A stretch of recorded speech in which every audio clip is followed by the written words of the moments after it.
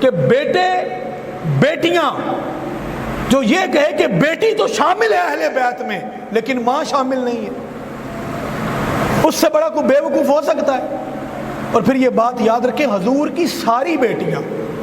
یہ بھی آج کل ایک میں سن رہا تھا کہ یہ ایک تماشا یہ بھی چل رہا ہے سوشل میڈیا کے اوپر کہ عام عوام کو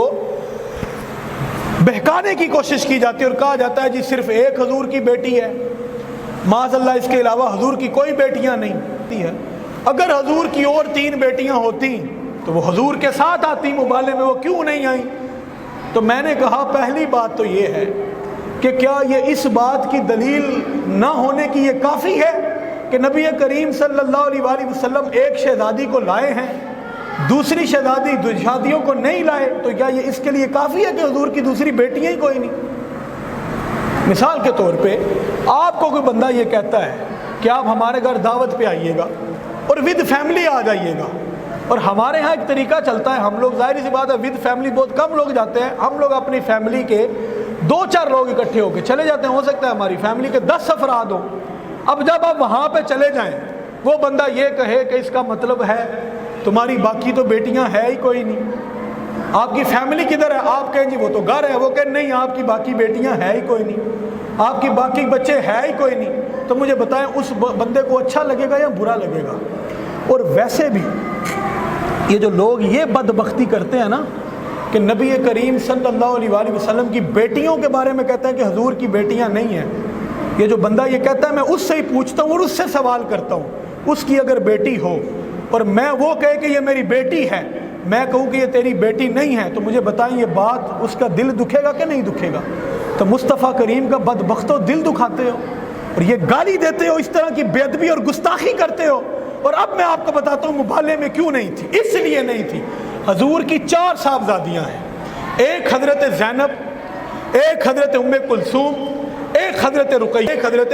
فاطمہ الزہرا، 4 صاحبزادیاں ہیں۔ اب مبالے میں ایک کیوں تھی 3 کیوں نہیں تھی؟ تو وہ اس لیے نہیں تھی، حضور کی ایک شہزادی 2 ہجری کو ان کا وصال ہو گیا، حضور کی دوسری شہزادی 8 ہجری کو ان کا وصال ہو گیا، اور حضور کی تیسری شہزادی 9 ہجری کو ان کا وصال ہو گیا، اور یہ اس کے بعد جو ہے مبالہ ہوا جب وہ دنیا سے ظاہری پردہ فرما چکی تھی، وہ پھر حضور کے ساتھ کیسے آتی؟ اور ہمارے نوجوان جو ہیں وہ ان کی باتوں میں آ کے بے وقوف بن جاتے ہیں اور سمجھتے ہیں معاذ اللہ کہ حضور کی بیٹیاں ہی کوئی نہیں۔ اور پھر ایک اور بات ہے، ہماری کتابوں میں تو لکھا ہے اہل تشیع کی معتبر ترین کتابیں، فرقہ واریت نہیں ہے، اصول کی بات کر رہا ہوں، اہل تشیع کی معتبر ترین کتابیں اصول 4، جس طرح ہمارے یہاں ہوتی ہیں نا مستند کتابیں حدیث کی، اس طرح ان کے ہاں 4 مستند ترین کتابیں ہیں۔ اس کے اندر ایک کتاب ہے تہذیب الاحکام، اس کے اندر بھی یہ بات لکھی ہوئی ہے کہ حضرت علی المرتضیٰ شیر خدا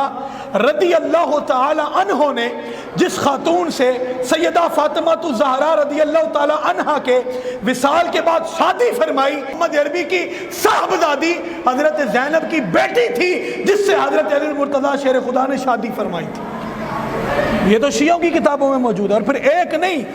20 حوالے میں آپ کو دے سکتا ہوں اہل تشیع کی کتابوں سے جس کے اندر یہ موجود ہے کہ مصطفیٰ کریم صلی اللہ علیہ وآلہ وسلم کی 4 صاحبزادیاں تھیں۔ ہماری کتابوں کی بات کرتے ہیں تو حضرت زینب رضی اللہ تعالیٰ بیٹی تھی، حضرت امامہ، ان کو یہ شرف و اعزاز حاصل ہوا۔ جس طرح آپ حسنین کریمین کے بارے میں سنتے ہیں نا کہ حضور جب نماز پڑھتے تھے تو وہ حضور کے اوپر سوار ہو جایا کرتے تھے، اسی طرح حضرت زینب کی یہ صاحبزادی حضرت امامہ یہ نبی کریم صلی اللہ علیہ وآلہ وسلم کے اوپر اس وقت سوار ہو جایا کرتی تھی جب مصطفیٰ کریم نماز ادا فرمایا کرتے تھے، اور پھر حضور جب سجدے میں جاتے ان کو نیچے اتارتے، پھر جب قیام کرتے پھر اوپر سوار کر لیا کرتے تھے۔ تو یہ حضرت زینب کی شہزادی تھی، اور حضرت زینب وہی تھی کہ جن کے بارے میں حضور نے یہ بھی فرمایا کہ یہ میری بیٹی بڑی فضیلت والی بیٹی ہے کیونکہ اس نے اپنے بابا کی خاطر بڑے جو غم ہیں اور بڑی جو تکلیفیں ہیں ان کو برداشت کیا ہے۔ اور انہی کے متعلق ہے نا کہ جو حبار بن الاسود کا زینب رضی اللہ تعالی عنہ جو حضور کی صاحبزادی تھی، ان کو پتھر مارے تھے، اور بعض نے کہا کہ نیزہ بھی مارا تھا پیٹ میں، اور یہ اونٹ سے گر گئی تھی اور یہ کافی عرصے تک تکلیف میں مبتلا رہی، پھر یہ وصال فرما گئی۔ یہ حبار بن الاسود کہ جس کو نبی کریم صلی اللہ علیہ وسلم نے فتح مکہ کے موقع پر حکم دیا تھا جس کے متعلق کہ یہ شخص اس نے میری بیٹی کو شہید کیا ہے اور مجھے تکلیف دی ہے، یہ بدبخت جہاں ملے گا اس کو وہیں پہ آگ لگا دینا، حضور نے خود فرمایا۔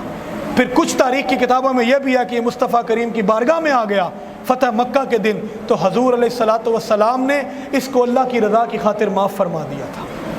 یہ حضرت زینب، میں تھوڑا تھوڑا بس تعارف کرا کے بات ختم کروں، حضور کی ایک بیٹی۔ پھر حضرت ام کلثوم، یہ جو حضرت عثمان رضی اللہ تعالیٰ عنہ کے نکاح میں بھی آئی تھی۔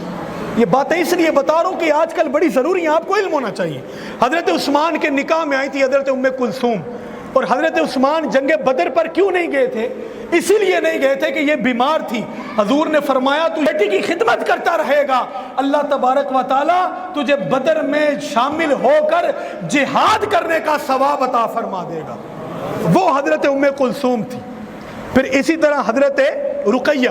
حضرت ام کلثوم کے بعد جو بیٹی حضرت عثمان کے نکاح میں ہے، جن کے بارے میں حضور نے جب نکاح ہوا تو حضور نے بتایا بیٹی میں نے تیرا جس شخص کے ساتھ نکاح کیا ہے اللہ نے اس کو وہ مقام اور مرتبہ دیا ہے کہ اللہ اور اس کے رسول کے ساتھ وہ تو محبت کرتا ہے لیکن اللہ بھی اس کے ساتھ محبت کرتا ہے اور اللہ کا رسول بھی اس کے ساتھ محبت کرتا ہے، یعنی کہ حضرت عثمان یہ تیسری بیٹی۔